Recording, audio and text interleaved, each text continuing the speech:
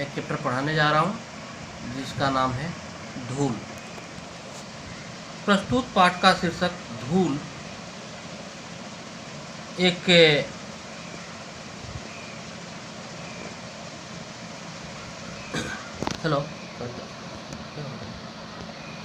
प्रस्तुत पाठ का शीर्षक धूल एक महान उद्देश्य के लिए लिखा गया है।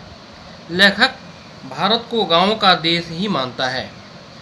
ग्राम्य संस्कृति की गरिमा को अक्षुण्ण रखने के उद्देश्य से वह धूल के बहाने गांव, मिट्टी के घरों, कच्ची धूल भरी सड़कों, खेतों, खलिहानों, बगीचों, तालाबों के प्रति हमारा ध्यान आकृष्ट करना चाहता है।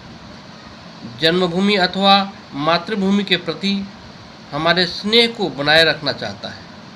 इसीलिए वह राष्ट्रकवि मैथिली शरण गुप्त की रचना के अंश को उद्धृत करता है, जिसमें गुप्त जी ने धूलि भरे हीरे का अर्थ स्पष्ट किया है, जिसका अर्थ है वह शिशु जो मिट्टी पर चलकर, दौड़कर, लोट पोट कर बढ़ता है और बाद में दुनिया के लिए आदर्श बनता है, गांधी, गौतम, विनोबा, जयप्रकाश बनता है।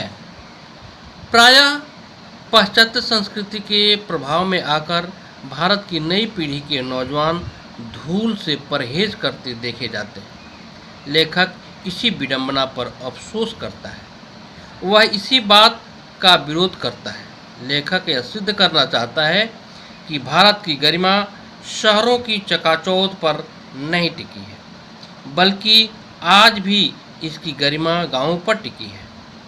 शहरी जीवन में धूल अथवा मिट्टी समाप्त होती जा रही है।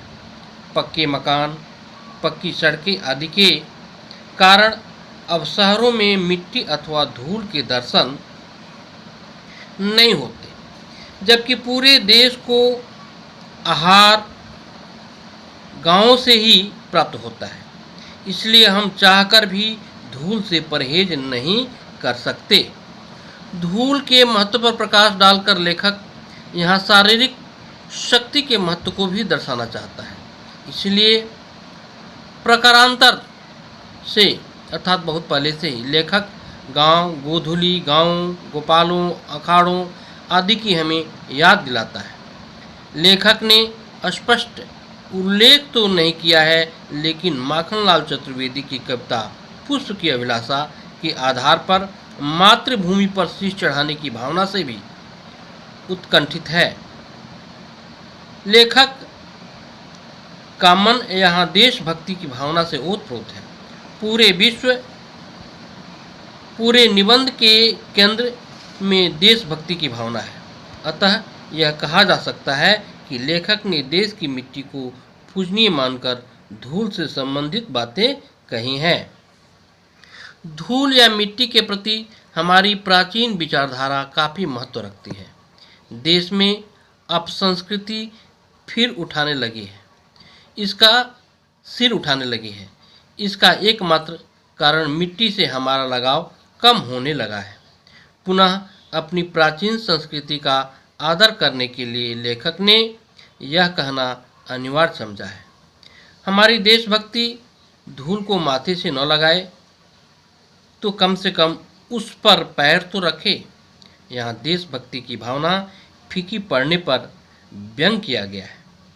लेखक को यह भी दुख है कि आज हम चमचमाते गांव में कांच से आकर्षित हो रहे हैं, किंतु धूल में पड़े हुए हीरे से नहीं। हमें यह सोचना चाहिए कि आखिर वह धूल भरा ही क्यों न हो, लेकिन हीरा तो हीरा ही होता है। कांच जो होता है वह सिर उठाने लगी है। इसका एकमात्र कारण मिट्टी से हमारा लगाव कम होते जाना है।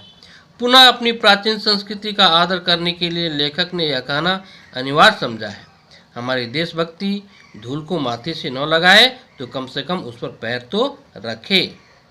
यहाँ देशभक्ति की भावना फीकी पड़ने पर व्यंग किया गया है।